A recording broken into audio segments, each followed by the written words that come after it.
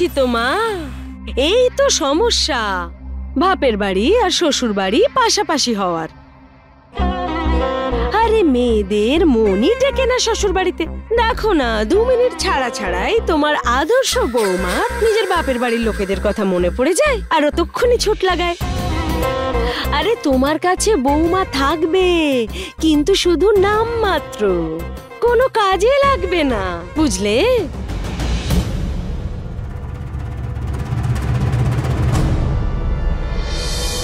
দেখতে পাচ্ছ মা, মাসি দিদা যাওয়া মাত্রই কেমন রং বদলে ফেলেছে তোমার এই বড় ঘরের মেয়ে বৌমা। কে জানে কি কি সব জঞ্জাল তুলে আনলো বাপের বাড়ি থেকে, একবার জানতে চাও না? সৃষ্টি, আরে কি হয়েছে মা? ওখানে চুপচাপ বসে আছো কেন? হ্যাঁ, বাড়িতে আরো অনেক লোক আছে, সবার সাথে কথা বলো, সবার সাথে গল্প করো, ভালো লাগবে।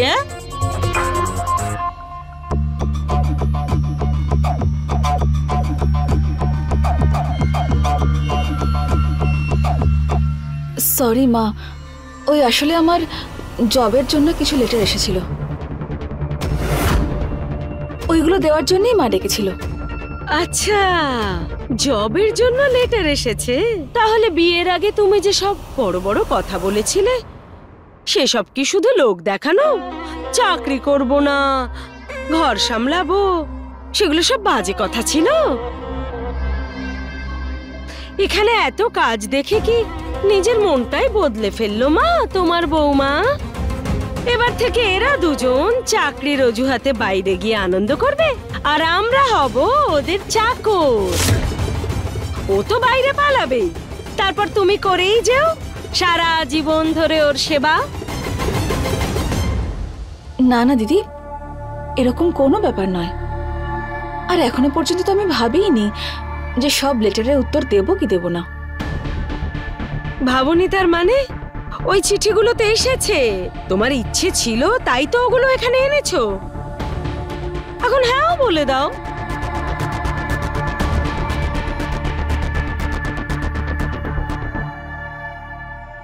দেখো সৃষ্টি, এই চাকরি বাকরির কথা 2-3 মাসের জন্য ভুলেই যাও। নতুন লোক, নতুন সংসার, তার উপর সার্থকের চাকরিও আছে, সবকিছু ভালোভাবে হোক, তারপর ভেবো, ঠিক আছে? আর তাছাড়া মা, একটা কথা বলি, আমাদের পরিবারে না বৌমার রোজগারের পয়সায় খায় না। বাড়ির কাজ করো, সারাক্ষণ চাকরি বাকরি, বাড়ির কাজ করো তো। তুমি যেন আবার সার্থকের কাছে গিয়ে এসব চুগলি করো না, না হলে ও আবার তেড়ে এসে আমাদের কাঁচা খাবে। যবে থেকে তোমার স্বামী হয়েছে না, আমার ভাই আর সেই ভাই নেই।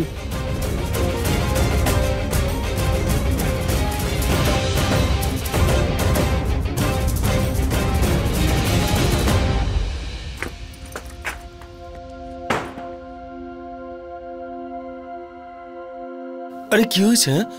এত রেগে আছো কেন? কারণ রাগ করা ছাড়া আমার এই জীবনে আর কিছু করারই নেই। আরে কি হয়েছে আমাকে পরিষ্কার করে বলবে? আমি যা ভয় পাচ্ছিলাম তাই হয়েছে। বিয়ে হয়েছে 2 দিনও হয়নি, সৃষ্টি এই বাড়িতে ক্রমাগত যাতায়াত করেই চলেছে। আর তোমার মা বাবার মন থেকেও ওর জন্য দরদার কিছুতেই যাচ্ছে না। ওকে কিছু না কিছু দিতেই থাকছে। কি দিয়েছে ওকে জানো? হানিমুন প্যাকেজ গিফট করেছে। এভাবেই বাড়ির সব টাকা পয়সা ওকে দিয়ে দেবে, আমরা শুধু বসে বসে এইসব হাঁ করে দেখবো। দেখো, এগুলো বাবা মার টাকা, ওনাদের যাকে ইচ্ছে দিক, তাতে তোমার কি? হ্যাঁ, এই বাড়ির বউ আমি, বাড়ির টাকায় অধিকার আছে আমার। আর তুমি জানি না কেন সব সময় একটা ভালো মানুষ সেজে থাকো। কিছু বলো না কেন? এই বাড়ির ছেলে তো তুমি, ওনাদের এটা নিয়ে বলতে পারো তো। যেরকম আমি ওনাদের ছেলে, সৃষ্টিও কিন্তু ওনাদের মেয়ে। মেয়ে তো অন্যের বাড়িতে চলে গেছে। একবার যখন মেয়েদের বিয়ে হয়ে যায় তখন বাবার টাকার ওপর আর কোনো অধিকার থাকে না। এই কথাটা তোমার মা বাবা কি বুঝতে চাইছে না?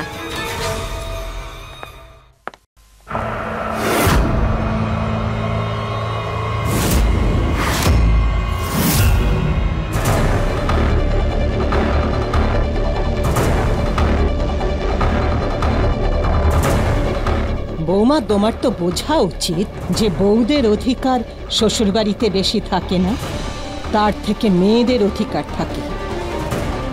শ্বশুরবাড়ির সম্পত্তির উপর যেমন নজর থাকে, তেমনি সবকিছুর উপর নজর দেওয়া কর্তব্য। বৌমার উচিত খুশি রাখা, যে ক্ষেত্রে তুমি আজ পর্যন্ত সফল হওনি। সৃষ্টিকে হিংসে না করে ওর থেকে শেখো বাড়ির সকলকে কেমন করে ভালো রাখতে হয়। আর হ্যাঁ, বিয়ে হয়ে যাওয়ার পরে মেয়েরা পর হয়ে যায় না, বরং বাপের বাড়ির ওপরে তার ততটাই অধিকার থাকে যতটা বাড়ির ছেলের থাকে। আর এই অধিকার অবশ্যই নিয়ম সঙ্গত। কিন্তু শ্বশুর বাড়ির অধিকার ভালোবাসার জোরে পাওয়া যায়।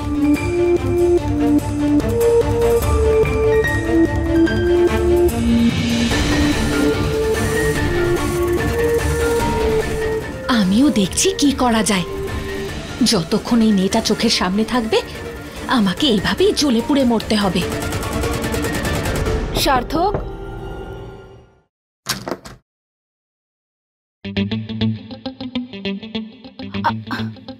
সার্থক, 1 মিনিট, এসো আমার সঙ্গে। কি করছো কি তুমি? আরে এসো না। আমার চোখটা তো খোলো। 1 মিনিট।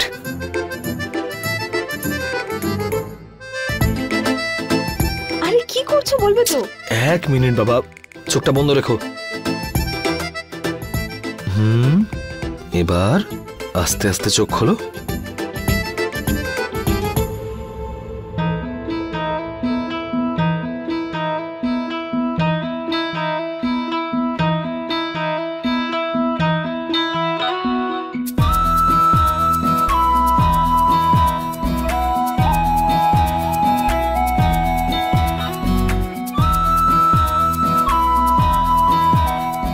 সার্থক, এসব এইসব তোমার জন্য। এবার দেখো, মাসি ঠাকুমা তোমাকে যখন আদর্শ বৌমার অ্যাওয়ার্ড তো দিয়ে দিয়েছেন, কিন্তু তার জন্য একটা রেড কার্পেট ব্যবস্থা করে তোমাকে ওয়েলকাম জানানো তো উচিত না? তুমি সবাইকে এত খুশি করেছো, ব্যাস সেই জন্যই আমার তরফ থেকে এই ছোট্ট উপহার। বসো।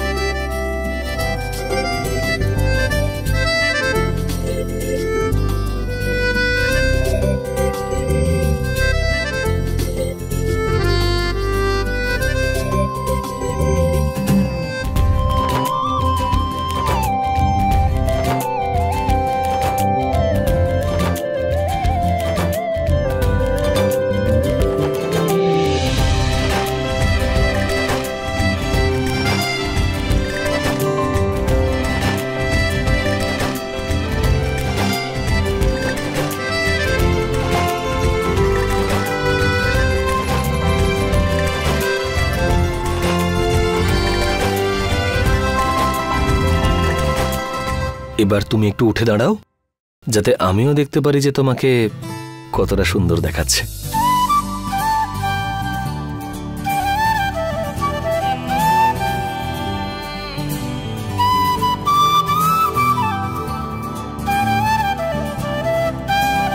তাহলে এই মুকুট সেরেমনির পর আমি তোমার জন্য কয়েকটা কথা বলতে চাই। বলুন।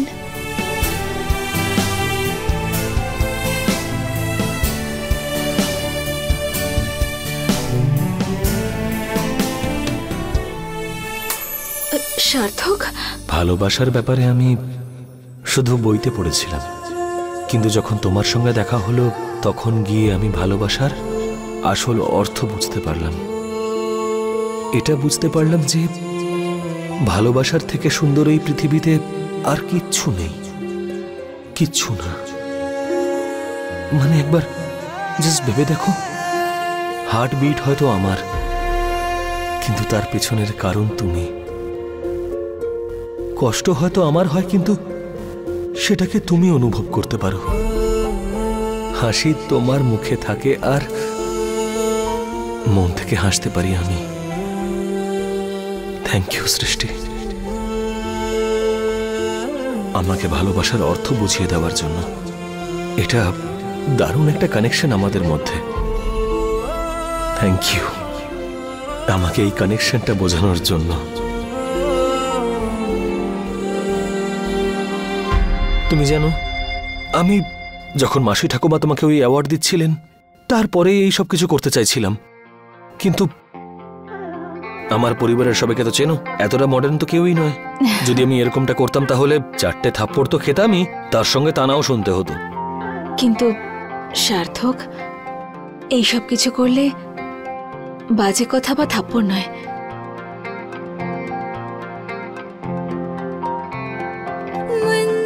অনেক ভালোবাসা পাওয়া যায়।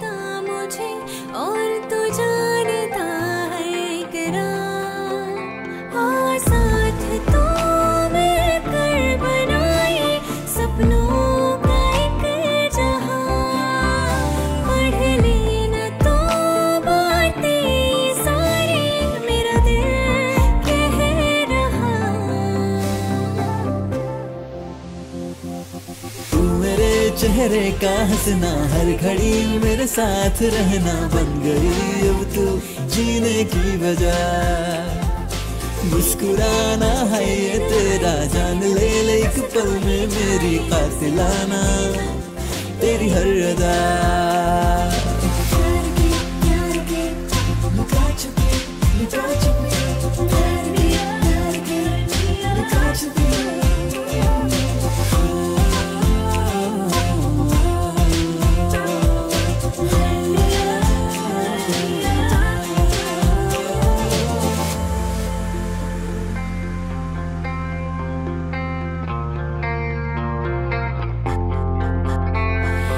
प्यार की इस लुका छुपी में आ रहा है मजा, तेरी एक झलक के लिए हाँ मैं काट लूं हर सजा।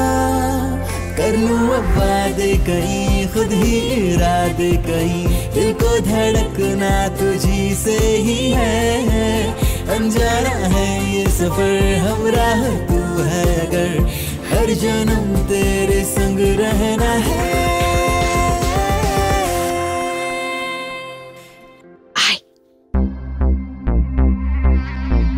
মা, তুমি এখানে কেন নিয়ে এলে?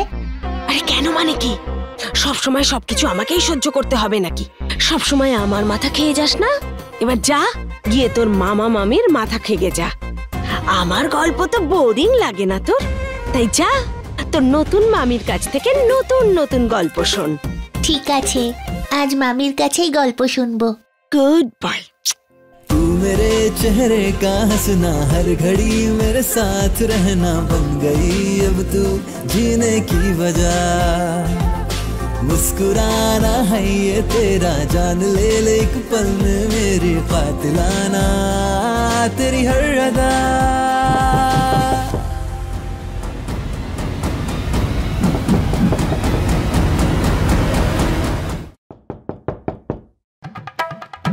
এত রাতে আবার কে এলো বলো তো? তুমি তুমি দাঁড়াও, আমি কি দেখছি। তুমি এগুলো ঠিক করো।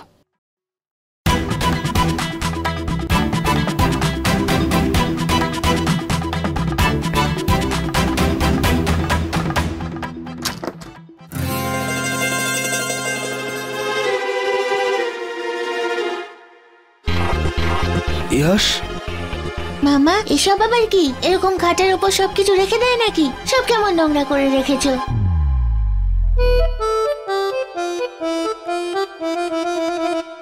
মামি তো এখন খুব রেগে যাবে। হ্যাঁ যশ, একদম ঠিক বলেছো তুমি। দেখো না তোমার মামাকে, পুরো বিছানা কেমন নোংরা করে দিয়েছে। আরে আমি তো আগে থেকেই জানি যে তোমার মামা ভীষণ বোকা, কিচ্ছু বুঝতে পারে না ও।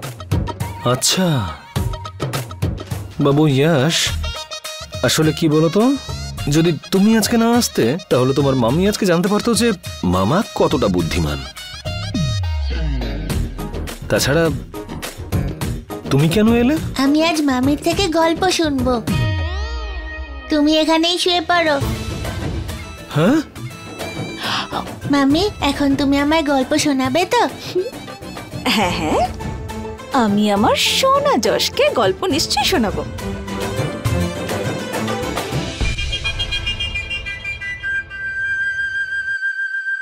দেখেছো মামি, আমি এই দিকটা পরিষ্কার করে দিয়েছি। আমরা দুজন এখানেই শোবো। মামাকে ওই দিকে শুতে দাও।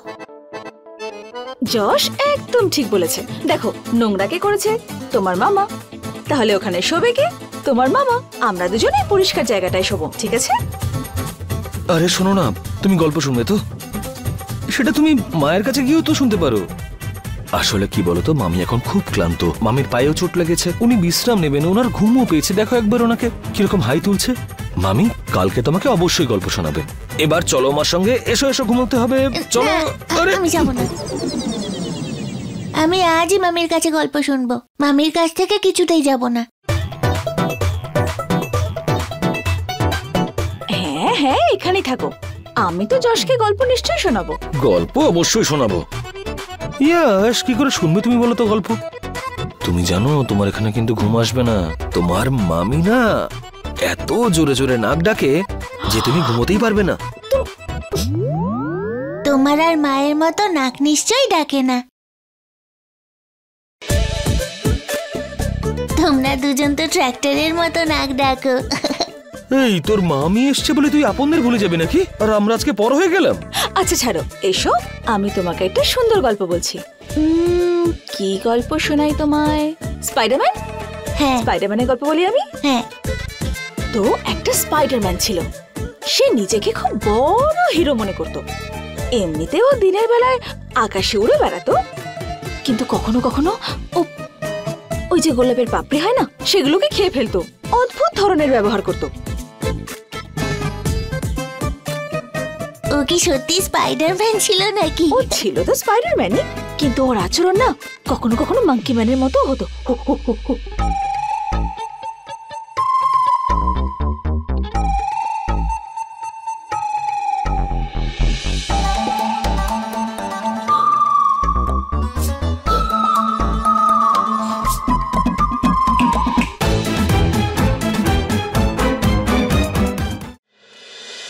আরে স্যার, বৌদি, আসুন বসুন। নমস্কার। নমস্কার। নমস্কার। আরে দিদি, দাদা, নমস্কার। নমস্কার। বলুন স্যার, এত রাত্রে হঠাৎ কেন এলেন? কোনো বিশেষ কিছু? বেমশাই ঘাবড়াবেন না, সব ঠিক আছে। ব্যাপারটা জরুরি, তাই এখনই আসতে হলো। বলুন কি ব্যাপার? বেয়াইমশাই বিয়ের পর থেকে বাচ্চা দুটো বাইরে যাওয়ার সুযোগই পায়নি। এখন সবকিছু হয়ে গেছে, আর সৃষ্টির পাটাও মোটামুটি ঠিক হয়ে গেছে। আমি ভাবছিলাম যে বাচ্চা দুটোকে কোনো জায়গায় বাইরে পাঠিয়ে দিই বেড়ানোর জন্য। জন্য আমি টিকিট আর রিজার্ভেশন সবকিছু করে দিয়েছি। ব্যাস এটাই বলার ছিল আপনাকে। আরে এটা তো অত্যন্ত ভালো ব্যাপার। হ্যাঁ ভারতী, সৃষ্টি আর সার্থককে ডেকে নিয়ে এসো। হ্যাঁ, এক্ষুনি ডাকছি। সার্থক, বাইরে আয়, বাবা ডাকছে। আসছে। রাত অনেক হয়েছে তো, তাই শুয়ে পড়েছি। না না, আসলে থাকা গেল না, তাই আমরা আপনাকে বলতে নতুন নতুন বিয়ে হয়েছে তো।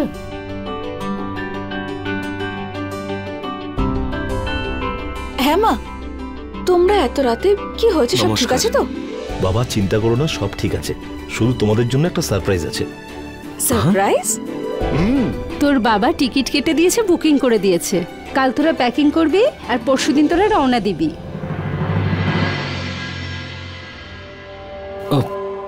কিন্তু কোথায়? আরে বাবা, বেড়াতে। আবার কোথায়?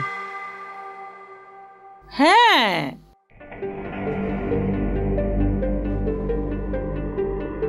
আরে বাবা, তোমার কোনো আনন্দ হচ্ছে না? কোনো সমস্যা? না বাবা, আসলে আমি এক্ষুনি আসছি। ওই ইয়াস একা ঘুমোয় তো, তাই ও ঘুমিয়েছে কিনা আমি একবার দেখে আসি। এক্ষুনি আসছি। তোমরা এখানে একটু বসো, আমি 2 মিনিটে আসছি।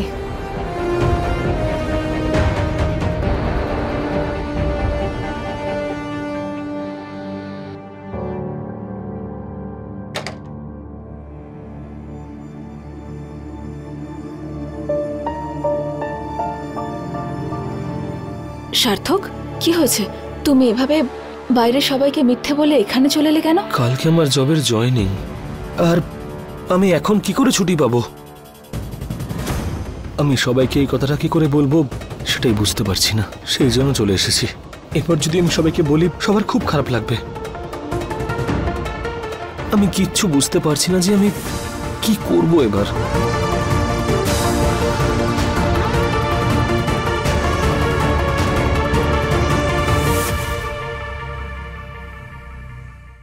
अपने पसंदीदा शो के फुल एपिसोड देखने के लिए अभी डाउनलोड करें दंगल प्ले ऐप।